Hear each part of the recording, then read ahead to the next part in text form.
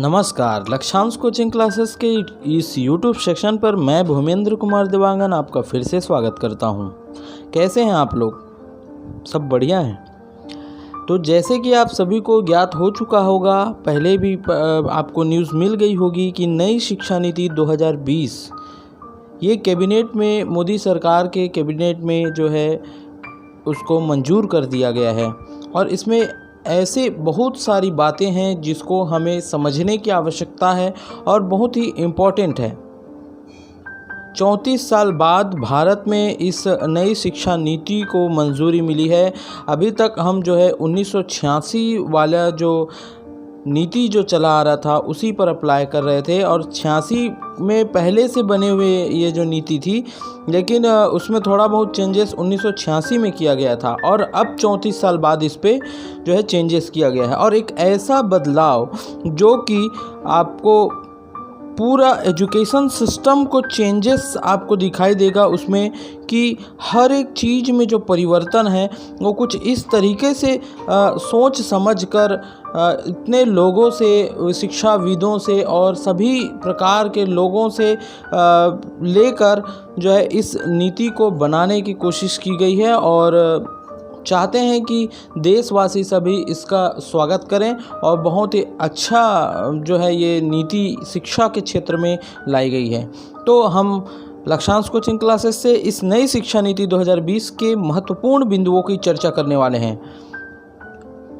अब इस चर्चा में हम आपको एक एक पॉइंट को ऐसे बताएंगे कि आपको इसके बारे में पूरे विस्तृत जानकारी हो जाएगी। जितनी जानकारी दी गई है उतनी जानकारी पूरी आपको ज्ञात हो जाएगी। किसी भी प्रकार के कन्फ्यूज़न नहीं, बहुत सीधी सरल शब्दों में और पॉइंट टू पॉइंट आपको मैंने बता रहा हूँ। ये PDF के माध्यम से आप लोगों को मैं ये बताऊँगा। इसको मैंने क्रिएट किया है आप सभी के लिए ही। आप इस वीडियो को देखकर इस PDF को भी डाउनलोड कर सकते हैं। उसके लिए मैं ऑप्शन आपको आखिरी में मैं बताऊंगा कि कैसे आप डाउनलोड कर सकते हैं। तो इसके लिए चलिए हम फिर स्टार्ट करते हैं हमारी आज की इस चर्चा को, आगे बढ़ाते हैं। तो नई शिक्षा नीति 2020 भारत में 34 साल बाद शिक्षा नीति में बदलाव होने जा रहा है। जो पहले की जो शिक्षा नीति चल रही थी सन 1986 में, उसको थोड़ा सा बदलाव किया गया था। उसके बाद 34 साल बाद जो है अभी जो है शिक्षा नीति में बदलाव किया जा रहा है। किसी भी देश में बदलाव लाने के लिए कहते हैं कि शिक्षा नीति में बदलाव करना बहुत ज़रूरी है, क्योंकि शिक्षा ही उस देश का भविष्य तय करती है। वहाँ के युवाओं के में जो है जिस प्रकार की शिक्षा होगी, उनको शिक्षा जैसी मिलेगी उस प्रकार का व्यक्तित्व उनका निर्माण होता है और वे देश का निर्माण करते हैं। तो किसी भी देश में बदलाव के लिए शिक्षा नीति का बदलना बहुत ज़रूरी होता है और भारत में इसकी शुरुआत हो गई है। आपको इस नीति की घोषणा किसने की है? तो भारत सरकार के मानव संसाधन मंत्रालय MHRD, ministry of human resource development जो डिपार्टमेंट के द्वारा जो है इसे किया गया है। घोषणा इसकी जो की गई है, कल आपको मिला है ये जो है न्यूज़ जो है। इस नीति से देश के छात्रों, माता पिता, परिवार और शिक्षकों के जीवन में बदलाव आ जाएगा। अब तक एजुकेशन सिस्टम आप सभी जान रहे होंगे 10+2 पर थी। 10+2+3 जो होता था ग्रेजुएशन के बेस पे जो है 10वीं तक होता था। 2 साल हायर एजुकेशन पढ़कर 3 साल का ग्रेजुएशन होता था। लेकिन अब इस एजुकेशन सिस्टम को बदल दिया गया है। अब 5+3+3+4 इसके फॉर्मेट में चेंज हो गया है। क्या यह 5+3+3+4 ये जो है क्या है, इसके बारे में हम विस्तृत रूप में आगे देख रहे हैं कि जो प्रथम के 5 वर्ष हैं, स्कूल के पहले 5 वर्ष, वो कहलाएगा फाउंडेशन स्टेज। इसमें 3 साल आंगनबाड़ी या प्री प्राइमरी स्कूल होगा और कक्षा 1 और कक्षा 2 इस 5 वर्ष में शामिल हैं, जिसे फाउंडेशन स्टेज कहा गया है। अगले 3 साल जो कि अच्छा, ये 5 साल में जो रहेगा उसका पाठ्यक्रम जो होगा वो NCERT तैयार करेगा, जिसमें खेलकूद तथा अन्य गतिविधियों के तहत पढ़ाई होगी।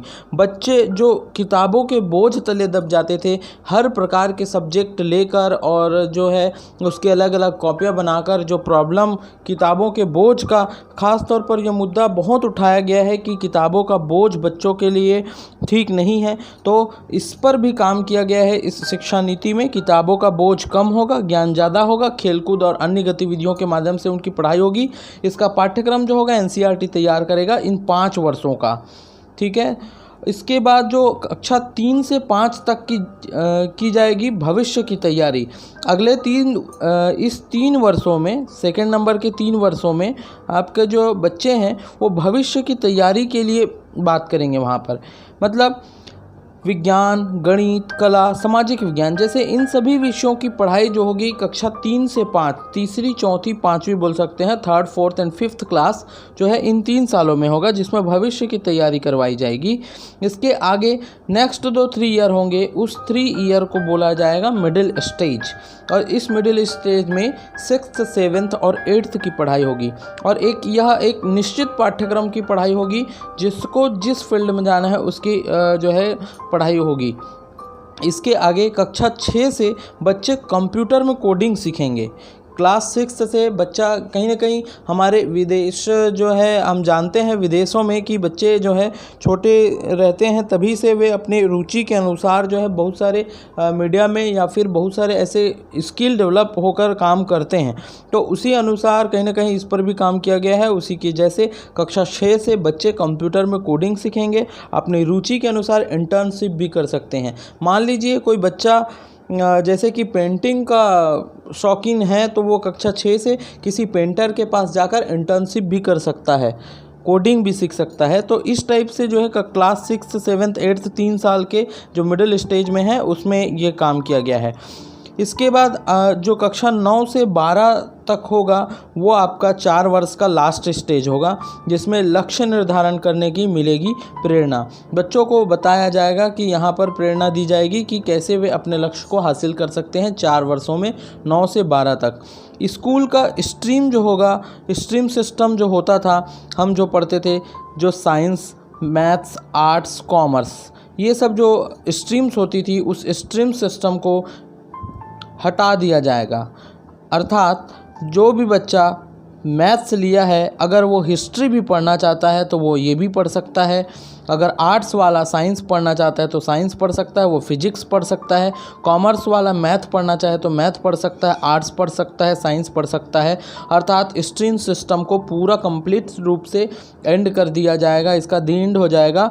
कोई भी बच्चा साइंस पढ़ना चाहे तो साइंस का, मैथ्स पढ़ना चाहे मैथ्स, आर्ट्स चाहे कॉमर्स, सभी टाइप के सब्जेक्ट एक बच्चे पढ़ सकते हैं। चाहे तो साइंस में यहाँ पर फिजिक्स ले ले, मैथ्स और आर्ट्स ऐसा भी पढ़ सकता है। तो वह नियत मतलब कि उसके रुचि के ऊपर बेस्ड रहेगा कि वह जो है क्या पढ़ना चाहता है, उस सब्जेक्ट को वो चूज़ कर सकता है। 5वीं तक की पढ़ाई जो होगी उसमें कहीं ना कहीं भाषा पर बहुत बच्चों को ध्यान दिया गया है। मातृभाषा, स्थानीय भाषा और राष्ट्रभाषा में उनकी पढ़ाई होगी। अंग्रेजी भाषा में पढ़ाई की अनिवार्यता को ख़त्म कर दिया गया है। अंग्रेजी पढ़ाई भी जाएगी तो उसे केवल एक विषय के रूप में लिया जाएगा। पूरा अंग्रेजी भाषा में पढ़ने की अनिवार्यता को ख़त्म कर दी जाएगी। अभिभावक अपने बच्चों को मराठी, बांग्ला, उड़िया आदि जैसे भाषा और अपने स्थानीय भाषा में 5वीं तक अब पढ़ा पाएंगे। इसमें बेसिकली उनके जो स्थानीय बोली है, भाषा है, उसमें उनका विकास हो जाएगा। विद्यार्थी कक्षा 6 से अपने रुचि के अनुसार किसी के पास इंटर्नशिप के लिए जा सकता है। उदाहरण के लिए किसी पेंटर, सॉफ्टवेयर कंपनी, वेल्डर या अपने जैसे उसकी रुचि होगी बच्चे की, वैसे वो जा सकता है, इंटर्नशिप कर सकता है। कक्षा 9 से 12 तक होगी सेमेस्टर एग्ज़ाम। अब जो कक्षा 9वीं 10वीं 11वीं और 12वीं में जो ईयरली एग्ज़ाम होते थे उसमें सेमेस्टर एग्ज़ाम होगा। एक साल में 2 सेमेस्टर होते हैं, 6-6 महीने का प्रति सेमेस्टर। दोनों सेमेस्टर में जो अंक जुड़ेगा, अंक मिलेगा, उन दोनों का अंक को जोड़कर फाइनल मार्कशीट तैयार की जाएगी। अब विद्यार्थियों को कहीं ना कहीं साल भर पढ़ाई करनी होगी। पहले ऐसा भी होता था कि कुछ बच्चे ऐसे होते हैं कि साल भर पढ़ाई ना करके कुछ महीने पढ़ाई करके वह फाइनल एग्ज़ाम दिलाते थे, किंतु अब ऐसा नहीं। 6-6 महीना अलग अलग सेमेस्टर के लिए अलग अलग पढ़ना होगा और कहीं ना कहीं पाठ्यक्रम सिलेबस में भी जो है कटौती होगी इससे, जिससे बच्चों को पढ़ाई करने में आसानी होगी, बेसिक लेने में। 10th बोर्ड ख़त्म कर दिया जाएगा, सिर्फ 12th रहेगा बोर्ड कक्षा। 10वीं अब बोर्ड परीक्षा नहीं होगी, 12th में सिर्फ बोर्ड परीक्षा होगी।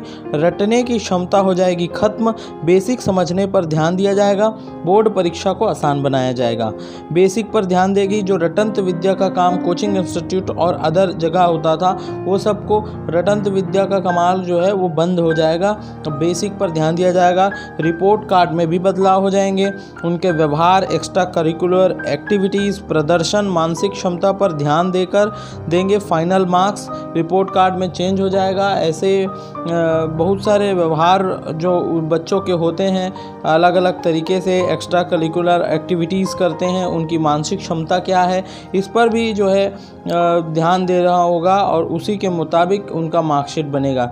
रिपोर्ट कार्ड 360 डिग्री असेसमेंट से होगा तैयार। विद्यार्थी स्वयं को अंक देंगे, अपने आप को खुद असेसमेंट करके अपने आप को मार्क्स देगा विद्यार्थी स्वयं, और जो विषय सब्जेक्ट टीचर हैं, विषय के टीचर हैं, वो उनको अंक देंगे। साथ ही साथ विद्यार्थी के दोस्त भी अपने दोस्त का आकलन करेंगे, उनको अंक प्रदान करेंगे। कॉलेज में एडमिशन के लिए CAT कॉमन एप्टीट्यूड टेस्ट देना होगा। इसका जो डिटेल है वो ये है कि जैसे कोई बच्चा 12th के बाद कॉलेज में एडमिशन लेना चाहता है, तो कॉलेज में एडमिशन लेगा तो हो सकता है 12th में उसके मार्क्स कम हो, तो एडमिशन लेने में प्रॉब्लम हो सकती है।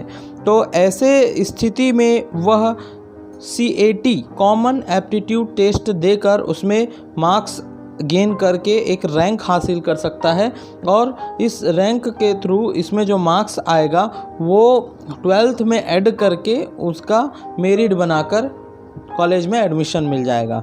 तो यह एक एडमिशन लेने का जो दिक्कतों का सामना करना नहीं पड़ेगा। आपके पास ऑप्शन रहेगा, अगर 12th में मार्क्स कम है तो CAT आप दिलाकर जो है कॉलेज में एडमिशन लेने में आसानी हो जाएगी। ग्रेजुएशन 3 और 4 साल के होने वाले हैं। अभी आप देखते हैं कि ग्रेजुएशन केवल और केवल 3 वर्ष के हैं, लेकिन अभी ग्रेजुएशन 3 और 4 वर्ष के हो जाएंगे। इसका ऑप्शन कैसे है, 3 और 4 वर्ष के कैसे होंगे? अब क्वेश्चन तो उठता ही है। तो जॉब जो करना चाहते हैं, जैसे किसी कारणवश 3 साल के बाद वे जो है जॉब करने के लिए है कोई कारणवश, तो वो जॉब करने वालों के लिए 3 साल तक ग्रेजुएशन कोर्स रहेगा। और अगर कोई रिसर्च की दिशा में आगे बढ़ना चाहता है तो 4 साल का जो है ग्रेजुएशन होगा, जिसमें 4 साल के ग्रेजुएशन के साथ साथ उनको रिसर्चर का सर्टिफिकेट भी मिलेगा। इसमें क्या होगा कि कुछ बच्चे ऐसे होते हैं कि कॉलेज के दौरान प्रोजेक्ट पर काम करने वाले होते हैं, तो उनसे रिसर्च का सर्टिफिकेट भी उसमें मिल जाएगा। इसमें एक जो है मल्टी एंट्री और मल्टी एग्जिट सिस्टम इसे कहा गया है। ये जो मैं आपको अभी जो बताने वाला हूँ, इसमें क्या है, जैसे कि 1 ईयर करके कोई विद्यार्थी किसी कोर्स को छोड़ देता है तो उसे सर्टिफिकेट मिलेगा। 2nd ईयर या 2 साल बाद जो है वो काम पढ़ाई कर रहा है और उसके बाद उसको हो सकता है किसी प्रॉब्लम के कारण वह पढ़ाई छोड़ना पड़ रहा है, तो उसे 2 साल के बाद उसे डिप्लोमा मिल जाएगा।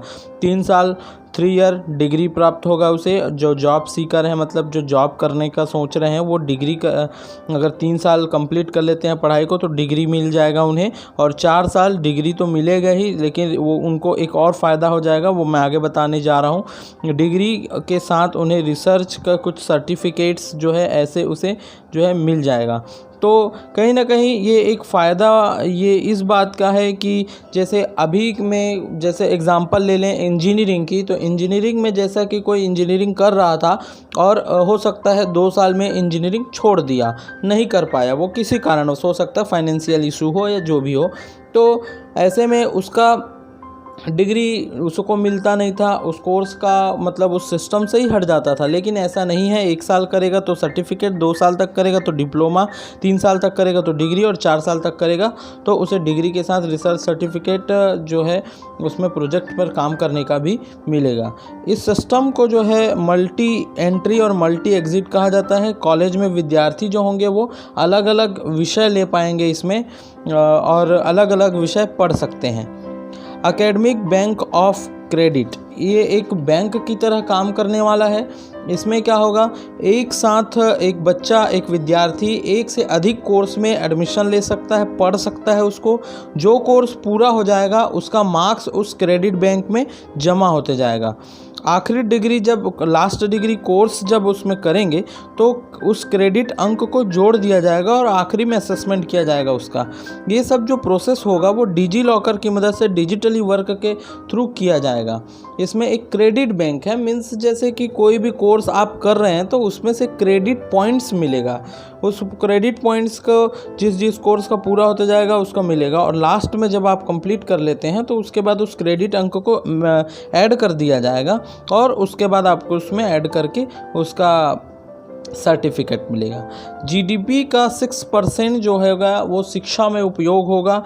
वर्तमान में 4.43% उपयोग हो रहा है और 34 साल बाद हो रहा है यह परिवर्तन। जीडीपी में 6% का जो उपयोग है, जीडीपी का 6% अगर एजुकेशन में, तो ये कहीं ना कहीं बहुत बड़ी बात होती है अपने एजुकेशन सिस्टम को बढ़ावा देने के लिए किसी भी देश के लिए। और वर्तमान में आप देखें तो देखिए 4.43%, मतलब बहुत काफ़ी अंतर इसमें आता है। और संस्कृत भाषा को बढ़ावा देंगे, संस्कृत भाषा में विभिन्न विषयों को पढ़ाया जाएगा। संस्कृत भाषा को भी कॉलेज में अलग अलग सब्जेक्ट जैसे हैं उन सब्जेक्ट को भी संस्कृत में पढ़ाने की अनुमति दी जाएगी। संस्कृत का भी विकास जो है इसमें शिक्षा के रूप में किया जाएगा। देश के प्रत्येक कॉलेज में संगीत, कला, साहित्य ये सभी सब्जेक्ट के रूप में पढ़ाए जाएंगे। इनको जो है एडिशनल सब्जेक्ट के रूप में नहीं लिया जाएगा। यह भी एक स्ट्रीम की तरह जैसे पहले होता था मैथ्स, साइंस, आर्ट्स जो बोल रहे हैं हम, उसी प्रकार ये संगीत, कला, साहित्य भी गिना जाएगा उसी में, अलग से उसे नहीं गिना जाएगा। इसके साथ ही स्कूल कॉलेज की फ़ीस पर लगेगी लगाम। अभी जो मनमानी फ़ीस जो प्रॉब्लम अभिभावकों को महाविद्यालय और विद्यालयों के सोचने पर हो जाता है एडमिशन के लिए, तो ऐसा जो है ये फ़ीस पर लगाम लगने वाली है। एक निश्चित राशि जो है गवर्नमेंट लागू करेगी जिससे अधिक कोई भी स्कूल या कॉलेज जो होगा वो फीस नहीं ले पाएगा। तो कहीं ना कहीं अब अभिभावकों के जेब खर्च पर इसमें जो है प्रभाव कम पड़ेगा।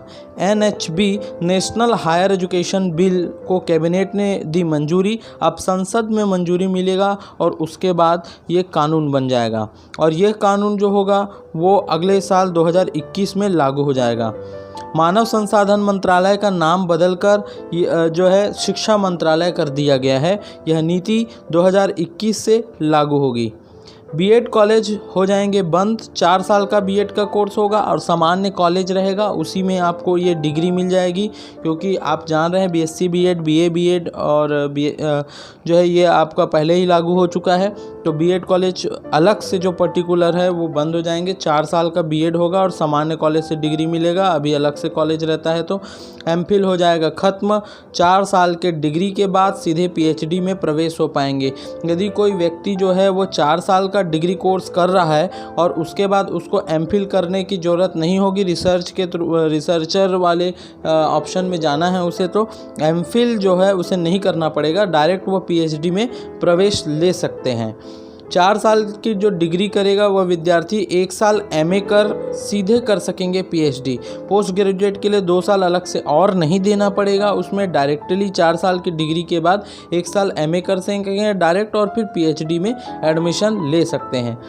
MHRD मानव संसाधन मंत्रालय, यूजीसी, AICTE, इन तीनों को मर्ज करके NHRA, national higher education regulatory authority, ये जो है तीनों मिलकर जो है एक हो जाएंगे, इनका जो है मर्ज हो जाएगा और NHRA जो है बन जाएगा।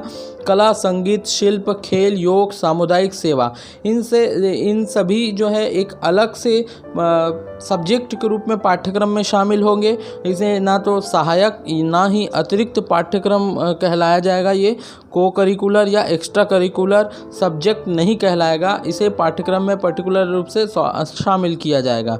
बहुत बहुत धन्यवाद। लक्ष्यांश कोचिंग क्लासेस रायपुर से हम ये जो है आपको इस शिक्षा नीति के बारे में डिटेल दे रहे थे। आशा है आप सभी को यह जानकारी पसंद आई होगी, समझ में आई होगी। बिल्कुल सरल तरीके से हमने पॉइंट टू पॉइंट इस चीज़ों को समझाने का प्रयास किया है। हो सकता है किसी प्रकार की त्रुटि हो गई हो तो आप कमेंट करके उसे जो है पॉइंट आउट करके हमें भी बता सकते हैं। आपका सुझाव और जो है आमंत्रित है, कमेंट करें, दूसरों तक शेयर करें। कहीं ना कहीं ये जो PDF है उसके थ्रू आप इसमें कुछ ऐसे जैसे कि GDP का कितना % और साथ ही साथ कितने का मर्ज हो गया है, कैसे क्या है ये सिस्टम पूरा, इसमें कहीं ना कहीं आपका अपडेट न्यूज़ और साथ ही साथ आपके जो एग्ज़ाम्स होते हैं, जो सिविल सर्विसेज वगैरह एग्ज़ाम, इसमें भी छोटा मोटा क्वेश्चन यहाँ पर से भी पूछा जा सकता है। तो ये बहुत एक इम्पॉर्टेंट हो जाता है विद्यार्थियों के लिए, अभी के लिए। तो दोस्तों ज़रूर दूसरों तक शेयर करें और इस PDF को डाउनलोड करने के लिए आपको एक ऑप्शन है कि आप नीचे में एक लिंक दिया गया है डिस्क्रिप्शन बॉक्स में, वहाँ पर जाकर आप उस लिंक के थ्रू जो है आप डाउनलोड कर सकते हैं इस PDF को, और इस PDF के माध्यम से आप दूसरों तक शेयर भी कर सकते हैं। चैनल को ज़रूर सब्सक्राइब कीजिएगा और नोटिफिकेशन बेल ज़रूर ऑन कीजिएगा। हम निरंतर अपडेटेड वीडियोस लेकर आपके सामने जो है उपस्थित होते हैं। बहुत बहुत धन्यवाद। Lakshyansh coaching classes.